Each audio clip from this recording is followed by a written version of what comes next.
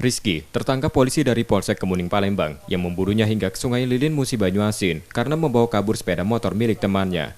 Menurut keterangan polisi, awalnya tersangka mendatangi korban untuk meminjam sepeda motor. Namun setelah beberapa hari sepeda motor tak kunjung kembali, hingga akhirnya korban membuat laporan polisi. Tersangka mengaku sepeda motor korban ia jual ke salah satu warga di kawasan Betung sebesar 1,2 juta rupiah. Setelah dilakukan pengembangan, ternyata tersangka sudah melakukan kejahatan serupa berkali-kali. Jadi modusnya dia berpura-pura minjam untuk membeli sesuatu. Karena kalau dilihat daripada si korban itu kenal dengan si pelaku.